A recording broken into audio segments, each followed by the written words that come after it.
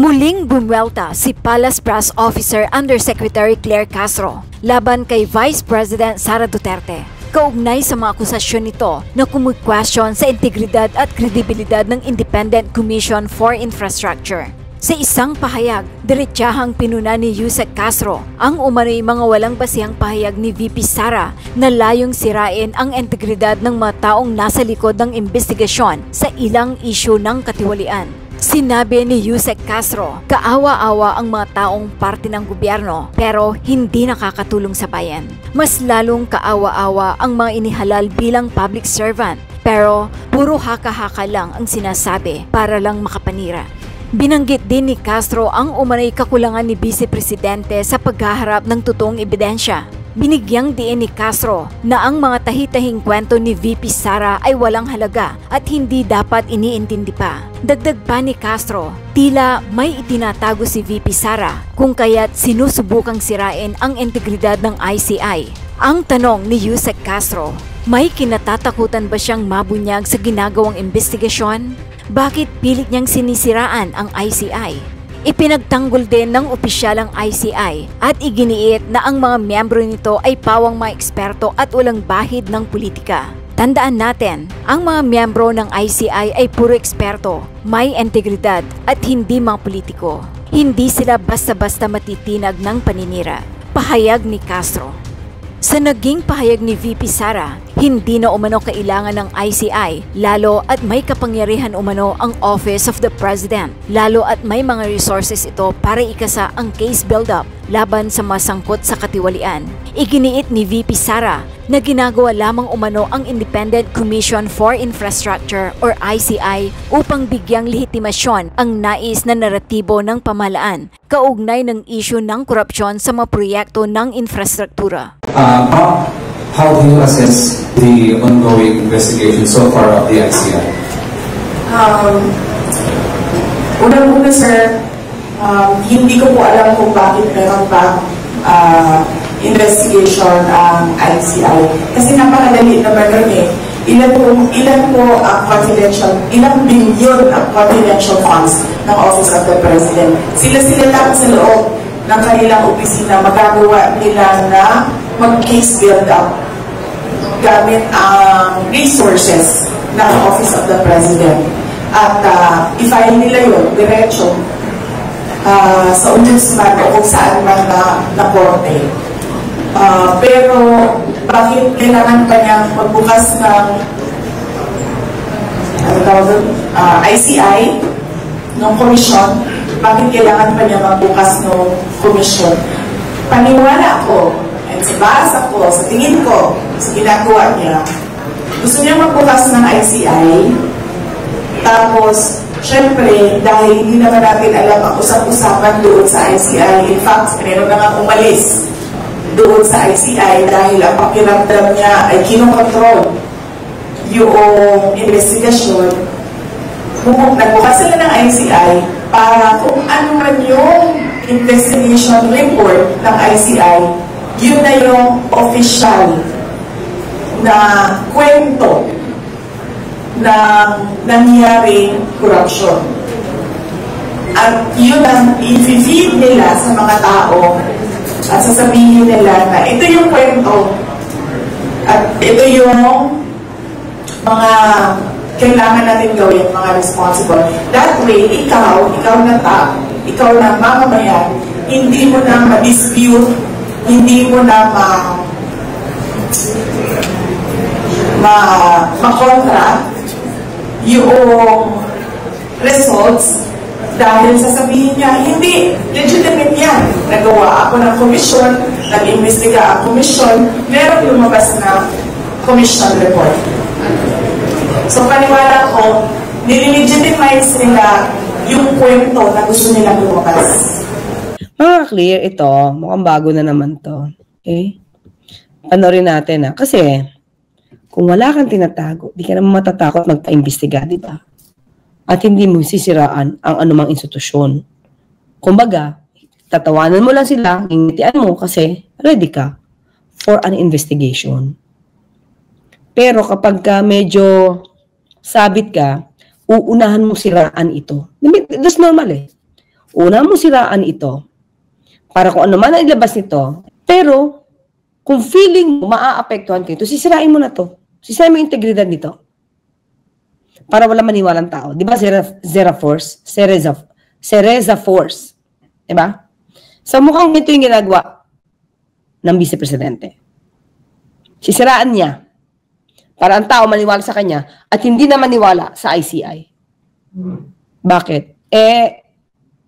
Mukhang maiimbestigan katulad niyan. Ano ba sinabi kanina? Yung sa NIA. Di ba? Ano ba may anomalya? Na binabanggit ni Kyle. Na naging sanhi, di umano ng pagpatay sa kanya. Di ba? Parang EJK style, di ba? Mga programa noong panahon ni dating Pangulong Duterte. So, hindi pwedeng hindi tatamaan.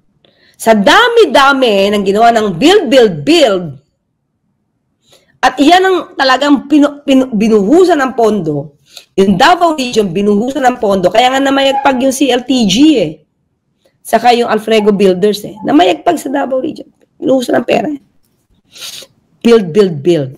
Ha? Di pwedeng hindi ito madadamay. Kasi kung palpak ang gawa, mga clear, kung binuhusan naman ng pera at walang kapalpakan, wala namang problema, di ba? At wala naging baha because of the 13,917 flood control projects ng dating Pangulong Duterte. At walang baha, hindi ito magiging issue. Pero bakit kailangan hanapin yung 13,917? Kasi nireport yun ni dating Pangulong Duterte na achievement niya. Pero bakit hindi naramdaman? Kahit nasa Davao City, walang naramdaman na okay ang flood control project. Bakit? Mismo ang engineer nila, ito lang nakaraan, July yata kung di ako nagkakamali, after the SONA, nagsabi na kailangan ng Davao City ng long-term solution. So, sabihin bumaba kasi sa kanila. Bumaba. So, dahil bumaba sa kanila, at mukhang walang naging long-term solution for the past 8 years, tanungin dyan, bakit ang laki ng pondo ng 51B ni Pulong Duterte? Diba? Kung malinis, walang problema. Dapat yung masiraan yung ICI? Hindi, diba? Kahit anong mangyari dyan, kung may papel ka, walang magagawa sa inyo. So, pakinggan natin mga clear. How do you assess the ongoing investigation so far of the ICI? Paano niya maa-assess yun? Hindi pa naman siya sumasalang. Diba? Unang-una, okay, ito paano mo maa-assess kung hindi mo alam yung proseso dun? Dapat itanong muna ganito. Madam VP, Madam Vice Presidente, kayo po ba ay well-versed? Yeah, the word is, well-versed na po ba kayo sa proseso na ginagawa ngayon ng ICI, kung paano ba sila nag-iimbestiga at paano ba sila nag-iipon ng mga ebidensya. Dapat din mo na tinanong mo. Diba? Kasi, dapat alam niya, mula umpisa hanggang dulo, as of that time. Hindi mo kasi maa-assess ang isang bagay kung hindi mo siya alam. Pinag-judge mo, yung reporter, pinag-judge niya, saan ba kasi ito? Mindanao ba to? Pinapa-assess niya ang isang bagay na hindi naman alam ng reporter kung alam niya yung proseso ng ICI. Diba? So, dapat alam mo. Katulad, halimbawa, halimbawa lang, paano po ba mag-judge? Si Judge A. Okay? Di ko malalaman kung paano mag-judge si Judge A kung hindi pa ako o wala pa akong experience doon. Di ba? Wala pa akong experience doon at hindi ko alam yung history noon. Kasi papa-assess mo sa akin yung isang judge na hindi naman wala akong experience doon. So dito tanong natin, may experience ba si VP Sara doon? Wala, di ba? Nakapunta ba siya doon? Nakapanood ba siya man lang ng hearing? Wala, di ba? O, natanong mo, dapat tinanong mo, lahat po ba ng sinasabi at na-report since day 1 ng ICI ay kabisado nyo na? Diba? Since hindi mo ito alam, kung hindi mo ito alam kung ano nangyayari dyan sa loob, hindi nyo dapat tinatanong kung paano niya i-assess. Diba? Hindi ka makakapag-assess hanggat hindi mo yan nararanasan at hindi mo alam kung ano nangyayari sa loob. Diba? Tapos ang tanong ng reporter, paano nyo i-assess? Kasi kung DDS yung reporter na yan, alam mo na kung ano sasagot niya, sisiraan niya. Diba? Para mapalutang ni VP Sara na walang integridad yung ICI, when in fact, wala pa siyang karanasan sa loob. O, kasi kahit sabihin natin wala sa karanasan, basahin niya yung history, buo. Lahat ng dokumentong naipasa na dyan sa ICI, kung hihingi ka at makakakuha ka. O, kahit na sabihin natin lahat ng mga news, mga articles about ICI, umpisan mo sa pagtatalaga ng mga miyembro. From that day up to now. Tingnan mo kung ano ang naging problema. Diba? At saka ka magbigay ng opinion mo. But you cannot assess still. You cannot assess. Kasi gigauge mo kasi hindi ka naka-experience sa loob. Opinion, pwede pa. Diba? So, kasi minsan itong mga reporter, hindi mo alam. Una, hindi mo alam kung sino.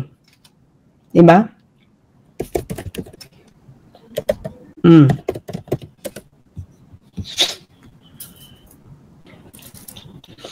Diba? Pinapa-assess mo eh. It's between totoo ba to o hindi. Iba yung opinion, personal view mo eh. Pag-i-assess mo yan is based on yan. Based na yan sa facts. Paano mo i-assess. Dapat meron ka ng facts na paano mo siya i-assess. Diba? Yun.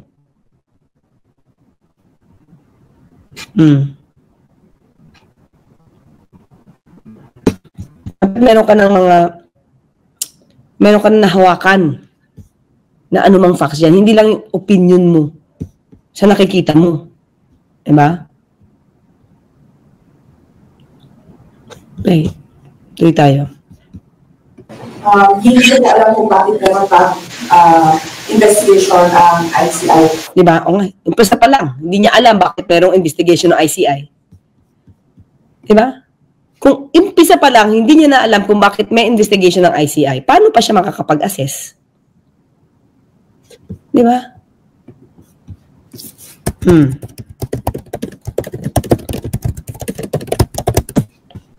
Diba? Opinion yung hinihingi mo, hindi pagpa-assess.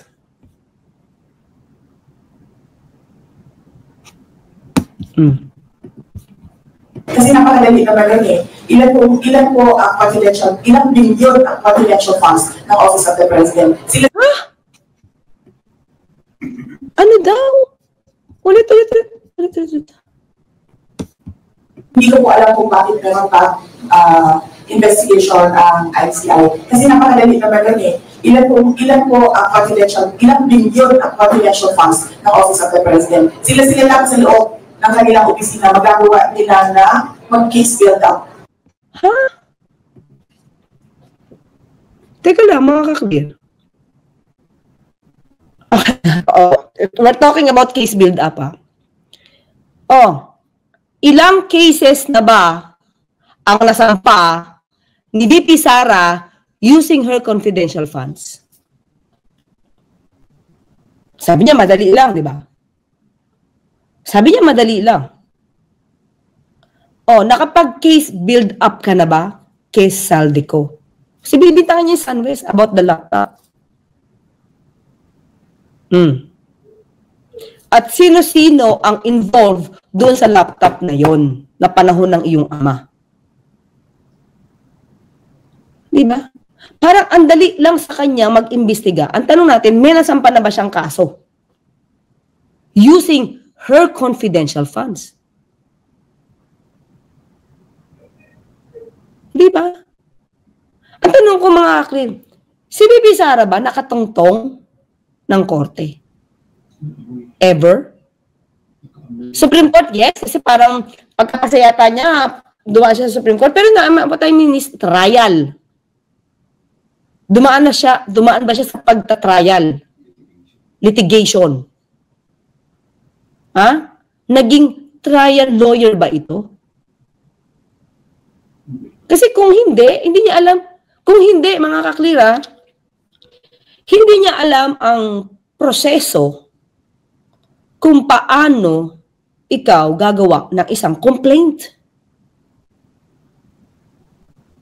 Di ba? At paano mo ito masusustain? Di ba? Kung hindi mo naranasan yon, ang dali nga lang siguro sa'yo kasi ang trabaho mo lang lagi is magpukpok ng tao. Di ba? Parang wala ka namang ginawang ibang trabaho. And considering, inamin mo yan at the time na ikaw ay secretary ng Department of Education. Wala kang alam, sabi mo. Hindi ka eksperto.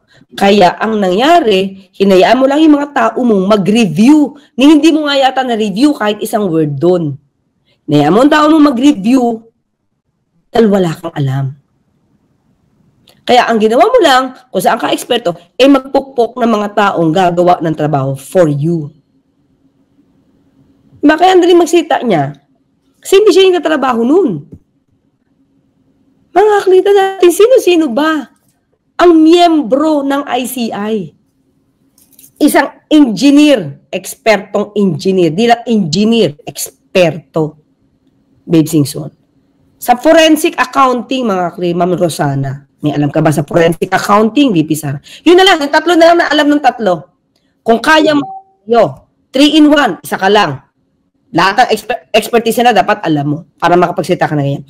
Pangatlo, dating Supreme Court Justice, Reyes, Andy Reyes. Tatlong eksperto.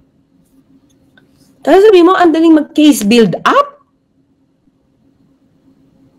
Mahirap mga ka-clear kung gagawa ka lang ng kwento, kagaya ng ginawa nila kay Senator De Lima.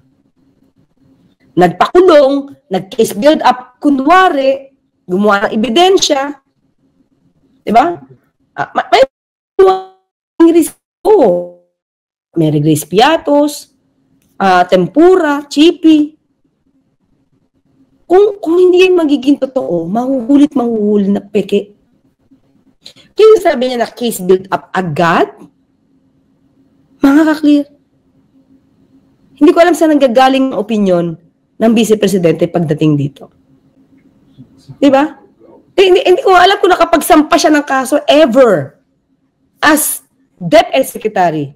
Dahil meron kang confidential funds dun, ano at sino ang nasampahan mo ng kaso sa pagki-case build up mo.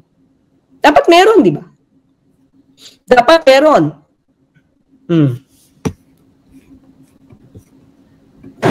Gamit ang resources ng Office of the President. Paano? Sino? Okay, gamit ang sources, ang resources ng Office of the President. Sige. Sa ngayon, tingin niyo ba, sino bang gumagastos dito sa, anong pondo ba ang ginagamit niyo dito sa ICI? Hindi mo naman pondo yun eh. Diba? Ginagastosan ito ng gobyerno. Oh. Tapos lahat ito, nagtatrabaho. Nagtatrabaho, hindi nagbabakasyon. Nagtatrabaho sila. Araw-araw may trabaho sila. Hindi puro ngak-ngak lang, hindi puro pa-media lang, hindi puro pa-press briefing lang. Stop nga ng buhay ng iba dyan eh. Pabaka-bakasyon, tapos makikita mo nasa mall. Nagla-livestream sa mall. Diba? At i-file nila yun, diretso. O yun, ayun. O yan na. Kaya, ito na. Sa ombudsman. O yan, madiba. Kung saan lang nabote. Pero, bakit kailangan pa niya pagbukas ng ICI, ng komisyon, bakit kailangan pa niya magbukas ng komisyon? Paniwala ko, And sa basa ko, sa tingin ko, sa ginagawa niya, gusto niya magbukas ng ICC, gusto niya magpa-COVID. Ang sabihin ko ngayon ay yung 2026. Amen. Nagkalungkot po ba? Dahil, una-una sir, hindi ko po alam kung bakit na ay kinokontrol. Pero bakit kailangan pa niya pagbukas ng kasi napakadali naman yun eh. Ilan po ang confidential, ilang bilyon ang confidential funds. Wala ko, nagsibasa ko, pero bakit kailangan pa niya pagbukas ng gamit ang resources ng Office of the President. At i-file nila yun, diretso. O, diba? Ganda ng advice niya. I-file nila agad yun. Yan, tanong natin, please mga ka-clear, help me. I-research natin kung sino na ang nasampahan ng kaso ng OVP at ng DepEd ng kasong terrorism. O sabihin na natin, nakasuhan mo ba si Saldico? Kasi siya nag-imbestiga, sabi niya, using her confidential funds. O, di ba? Huwag mo na pa-imbestigan yun. Diretso mo na sa ombudsman.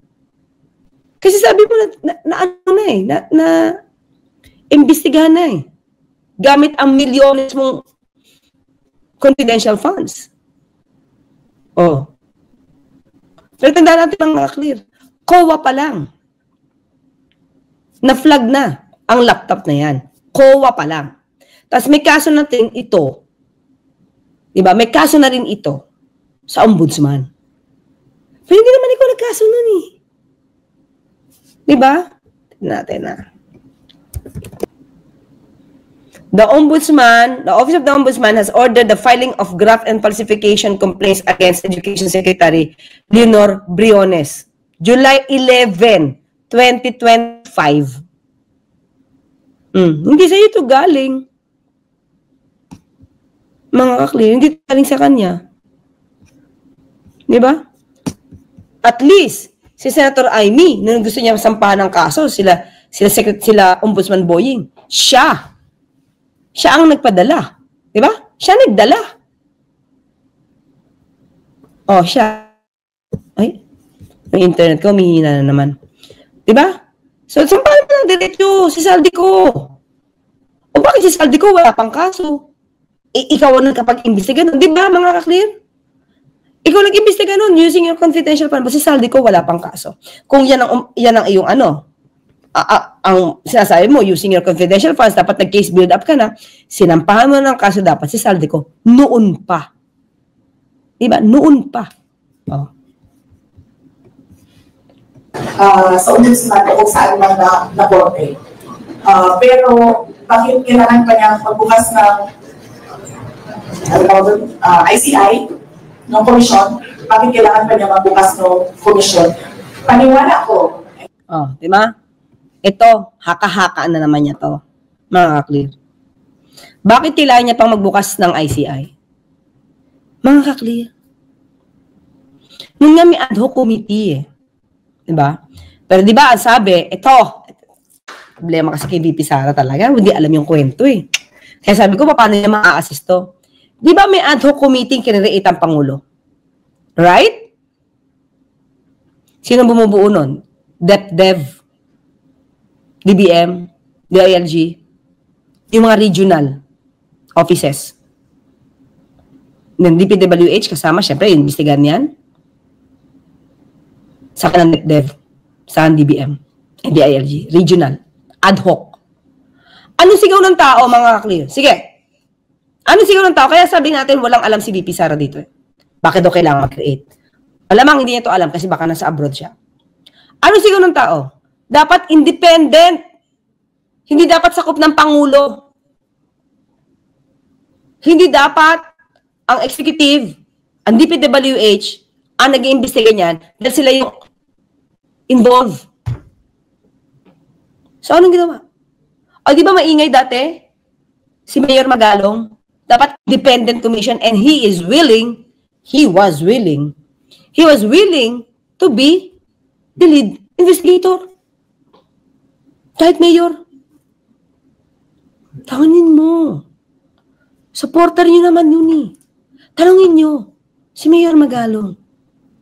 Isa siya sa nag-iingay na kailangan na may independent commission.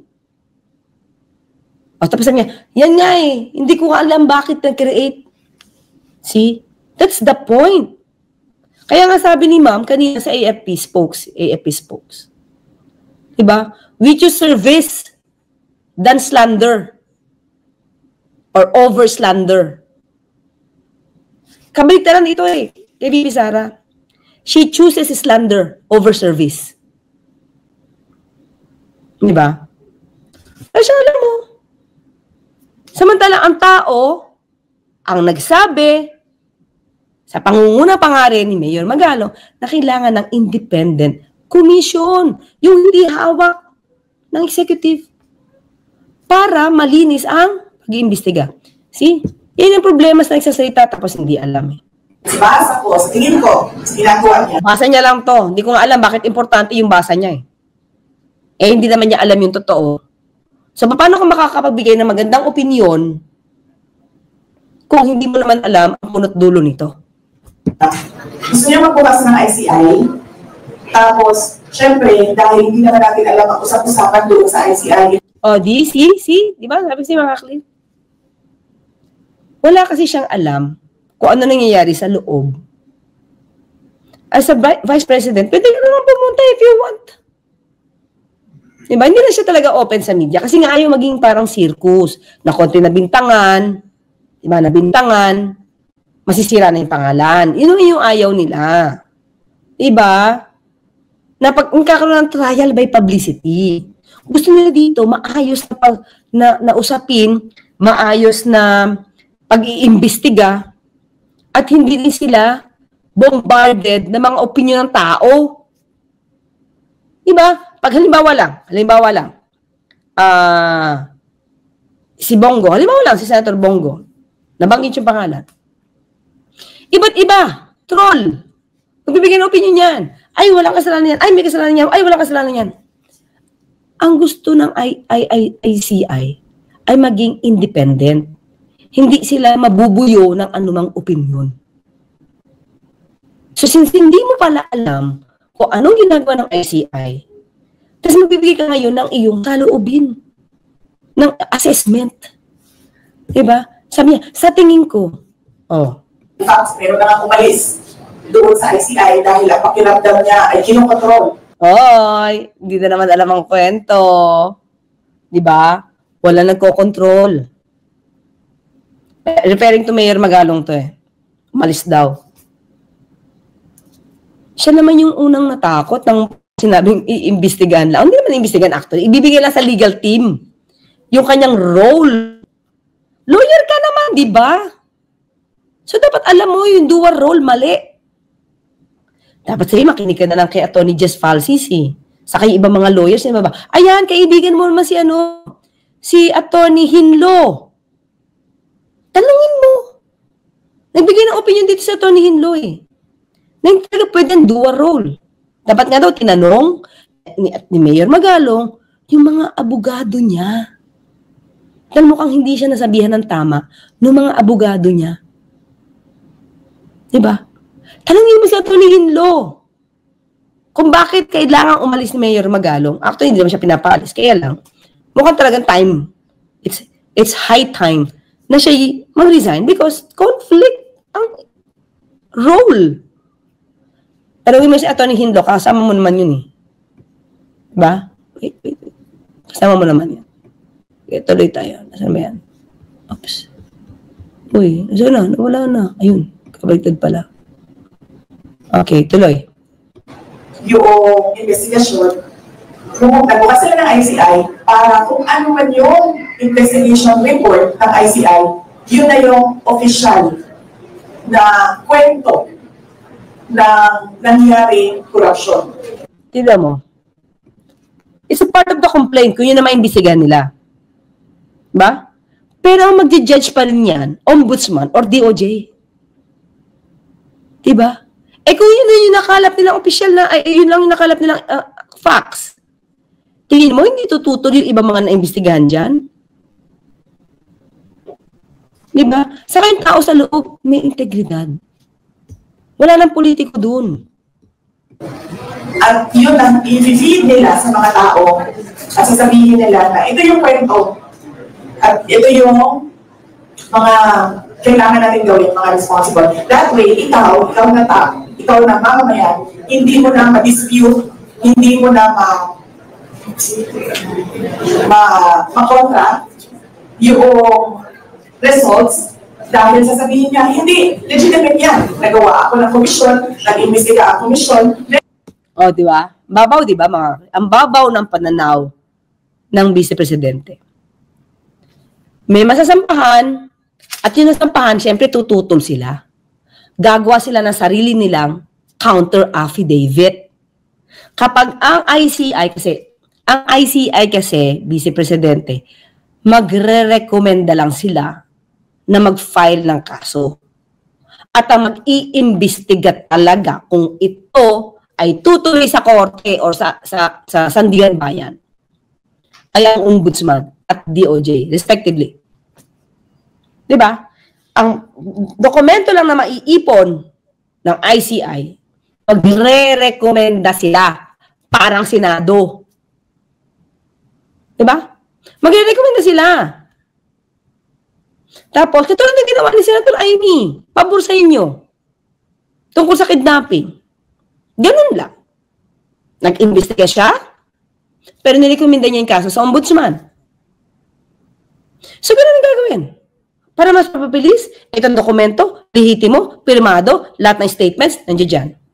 Hindi nila ito makakaila dahil ito mga statements na binigay nila. So, i-attach yan. Hindi pwedeng kwento-kwento lang yan, parang ginawa kay Senator Leila de Lima. Hindi pwede. Bakit? May mga involved na ibang tao na makakasuhan. So, pwede na sabing, hindi yan totoo, hindi yan nangyari sa ICI. Hindi yan nangyari sa investigasyon. Di ba pwedeng ganun? Walang ganyan nangyari. Oh. Siyempre, yung tao, di naman kasi diktador, ang Pangulo Marcos Jr., at hindi siya sanay magplanta ng ebidensya. At ayaw niya nagpaplanta ng ebidensya, kaya nga kailangan itong imbestigahang mabuti para kumpleto ang ebidensya. Ayaw niya ng name dropping lang or gagawa ng ebidensya tulad nangyari kay Senator Leila de Lima. Diba? So, gagawin niya, nirekomenda sila, and at that time, magkumpleto na yung dokumento, pasasagutin ngayon yung respondent kung sino yung inakusahan. Kung ano yung mali doon at hindi naganap sa ICI, sasabihin niya, it did not happen. May counter affidavit pa to. Ano to? Pagkagawa ng ICI? Diretso agad sa court? File agad? Hindi. That's a problem eh. Hindi niya alam. I-recommenda lang yan. It's up to the Ombudsman to check the documents. And then, of course, i-require yung other party to file a counter affidavit. O, itong problema. Siyempre, kung nakapag-sumiti sila ng counter affidavit sa ICI, ba? Magagamit na yun. Mahirapan na silang bumali doon. Ito na lang mga clear. Ito na lang. Ha? Bakit ang NBI? Ito na, example to. Bakit ang NBI may power to investigate? Ba? Ba't sila may power to investigate? Parang ICI. Ang gagawin nila, NBI, again, kukumpleto hindi yung dokumento, papatawagin both parties. Pwede hindi pumunta yung party, katulad mo, hindi ka pumunta. Pumunta ba siya? Diba? Pwede hindi pumunta yung other party, yung dinidemanda. So, it's up to NBI kung ano ang kanya magiging findings at kung ano ang i-endorse niya sa prosecutor's office. Prosecutor's office. So, it's up to prosecutor's office to investigate, papatawag niya yung mga tao, ha? Piskal, papatawag niya yung mga tao, mag-file kayo ng counter affidavit. Kung wala, i-resolve ko to. Then, that time, the prosecutor's office, pagtapos na siya mag-investigate, sa kanya i-recommenda to for filing sa court. Ganon ang nangyayari. Bakit kailangan ng ICI? Unang-una, ginusto ng tao, gusto ng independent. Pangalawa, nagko-concentrate ngayon itong ICI sa flood control projects at saka sa infrastructure for the past 10 years. Di ba? Yun yung trabaho ng ICI. That's the reason why kung bakit mahirap humingi ng opinion or rather assessment sa Vice Presidente kung hindi niya alam yung nangyayari. At kung paano yung procedure. Hirapan talaga. O, di ba? Ibig sabihin, dahil ang ICI is parang NBI. Investigated. Kompleto ng dokumento. Saan nila i-endorse sa Fiscal's Office? Yun. Diba? Hindi pwede sabihin, ibig sabihin, lahat ng dokumento na ibinigay mo sa NBI, yun ay official. Yun na yung kwentong official. Hindi. Yun lang yung part ng dokumento. At pwede yan mabago sa habang nag-i-investigate hanggang sa umabot sa korte, hanggang sa ito ay magkaroon na ng kaso at madesisyonan with finality. Kapag may finality na, yun yung official na facts. Ano ba? Pero lumabas na commission report. So, paniwala ko, nililegitimize nila yung kwento na gusto nila lumabas. Diba? Ang labo, diba? Paano i-legitimize yung kwento na gusto nila ilabas kung merong involved na ibang tao na tututol sa kwentong gusto nang ilabas na sinasabi mo? Halimbawa lang, si Vincent DPWH. Halimbawa, mitang na rin naman eh. Ito gusto ko lumabas na kwento. Dapat, halimbawa, si A, liable. Si B, liable. Si C, liable. Pwede bang ganon? Hindi. Kasi tututol si ABC. Sasabihin niya, hindi yan totoo, hindi yan totoo, hindi yan totoo. So, hindi man i-legitimize. It depends lang kung ano ang ebidensya at dokumento at facts na ibibigay. So, hindi pwede itong laruin. May involved na ibang tao eh. Pero siguro, dating panahon nyo, pwedeng laruin. Example na lang, ulit. Representative Leila de Lima. Nalaro yung kwento. Hindi yan gagawin dito. Kaya yung ginawa niyo dati, huwag niyo namang ipahit kay Pangulong Marcos Jr. o sa ICI. Okay, yung ginawa niyo dati, huwag niyo ipahit sa ICI. Yung gumagawa ng intriga, nagpa-plant ng ebidensya, hindi po gagawin ng ICI yan. Dahil yung mga tao sa ICI, hindi politiko, yung mga tao sa ICI, may integridad. Ba? O, yun lang mga clear. Kita niyo na kung paano siya mag-analyze, di ba? Kaya sabi ko sa iyo, mukhang hindi siya praktisado sa court. Kaya hindi niya alam yung proseso. So, pag hindi ka praktisado sa court, hindi ka praktisado sa trial, kung ano na lang maiisip mo, para yun ang lumabas at yun ang lalabas sa bibig mo, para paniwalaan ka ng ibang tao. But in fact, hindi yun ang nangyayari. Diba? Attorney lang sa pangalan yun. Diba? Attorney na occasion, si Inday Sayad. Pero tanong ko lang naman sa kanya, nakapag-practice ka ba? Ever? Nakapag-trial ka ba? Nakagawa ka man lang ba ng isang position paper? Diba? Alam mo mga kakli, sa Diswood, pag may kaso ka, usually pinapagawa ka ng draft decision. Nakapagawa ba man lang ng isang draft decision? Na, syempre, pag gumawa ka ng draft decision, dapat based sa facts. Based sa evidence mo. Hindi pwedeng planted. Kaya sabi nga natin, nakakaawa ang mga taong walang alam sa kanilang mga sinasabi. Mas lalo nakakaawa yung mga hinalal ng taong bayan para magsilbi sa bayan, pero walang ginagawa kundi ira ng bayan. Diba? So, ang tanong natin, may kinatatakutan ba siya? Kaya umpisa pa lang, sinisiraan niya na ang integridad ng ICI. Di pa kanya alam yung trabaho sa loob. Maninira na siya. Or, let's say, wala naman siyang magandang sinabi sa anumang proyekto ng administrasyon ni Pangulong Marcos Jr. Lahat siya nega sa kanya. Negative. So, may aasahan pa ba tayo magandang magagaling? No? May aasahan pa ba tayong magandang salita na manggagaling sa kanyang bibig pagdating sa administrasyon? No? Pagdating sa administrasyon ni Pangulong Marcos Jr. I doubt. Okay, well anyway, thank you so much. Okay, thank you so much kay Ray. Nabudol ako, sabi niya, nabudol ako ng mga Duterte. I didn't realize then how they desire power, how voracious they are. Wow, voracious talaga for power. As a fellow Stoic, I understand PBBM mentality. Let my work speak for me. Walang paninira. Yun na yun, di ba? Debunk 8. Oh, maganda yung Stoic na yan. Stoic, di ba? Debunk. Thank you sa sticker. Debunk. Nakakatawa si Debunk na sticker. The Adorable. Thank you din sa sticker. Shasha. Thank you sa sticker. And Joey Roy Bondok. Thank you sa super sticker. Sa inyo maraming salamat. MI Bisco. Mami Ida Masukat. Medyo ginagabi tayo. Isa na lang ha. Isa na lang. Kay Siglisa sa Inglaterra. Okay, nawawala na kasi espiya niya sa ICI, kaya siraan na niya. Oh boy, yung ano, pwede. Pwede. Yeah. Diba?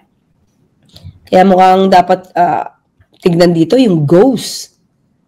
Super Health Centers. Diba? Mag-subscribe at i-click ang notification bell para sa mga susunod na video updates. Maraming salamat po.